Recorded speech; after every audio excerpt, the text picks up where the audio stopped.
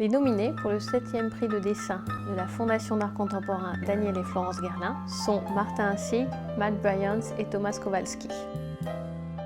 Martin Assig est né en 1959 en Allemagne. Il vit et travaille aujourd'hui à Berlin et dans la banlieue berlinoise. Il a une formation classique, il a étudié les beaux-arts en Allemagne et il s'est formé également petit à l'église, à son insu peut-être, car il accompagnait ses parents durant la messe et il regardait beaucoup les scènes de la Passion du Christ. Donc il en a développé une attention particulière aux questions existentielles que sont la vie, la mort, l'amour, la maladie. Il représente beaucoup de corps sans tête afin que le spectateur s'y identifie. Il représente aussi des architectures telles que des cathédrales, des églises, des caveaux, sans que ce soit mortifère, car il y a aussi beaucoup d'humour dans son travail.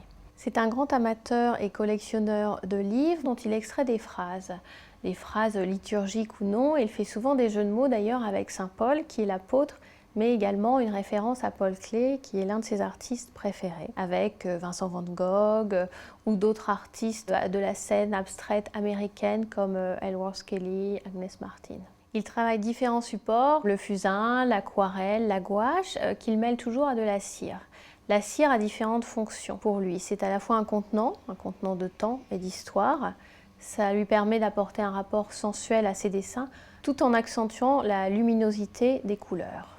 Il traite de questions universelles et de thèmes génériques comme la vie, l'amour, la maladie, la mort, qui sont en fait finalement les passions. On peut penser là encore aux passions du Christ, mais qui sont aussi des thèmes universels et atemporels. Matt Bryans est né en 1977 à Londres. Il vit et travaille aujourd'hui entre Londres et la Norvège. C'est un artiste qui s'intéresse beaucoup à la question de la mémoire et du souvenir, mais de manière très subtile. Il a été livreur de journaux quand il était petit, donc il en a gardé un rapport particulier avec ce médium qui est son support principal. C'est-à-dire que Matt Bryans ne prend pas une feuille de papier blanche de manière classique qu'il va recouvrir. Il collecte des centaines et des centaines de journaux. Il choisit des images, il les découpe et il gomme la narration ou le détail qui peuvent entourer les personnages. De là surgit des figures fantomatiques qui peuvent regarder le spectateur de manière très interrogative. Il développe deux parties dans son travail, celle qui est plutôt liée à l'humain et aux figures fantomatiques, et une partie qui est plus liée au paysage. Il s'intéresse également aux questions urbanistiques et environnementales, là encore de manière très subtile et indirecte. Il développe à la fois un travail conceptuel et voluptueux. Conceptuel dans le sens que, par exemple pour le paysage, il ne s'intéresse pas à ce que le spectateur reconnaisse tel ou tel paysage, c'est plutôt un jeu sur les formes, les lignes, les angles et les perspectives. Voluptueux dans le sens qu'il est très attaché au support papier.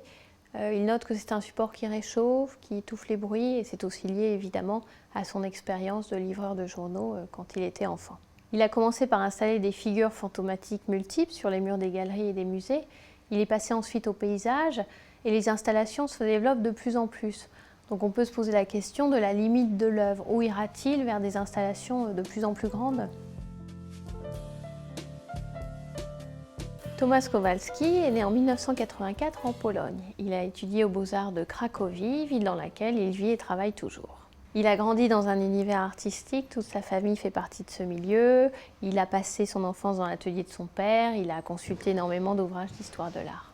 Thomas Kowalski se réfère de manière plus ou moins directe à des artistes de la nouvelle objectivité, comme Georges Grosz ou Otto Dix, mais aussi à des artistes plus anciens, comme Jérôme Bosch ou les Bruegel.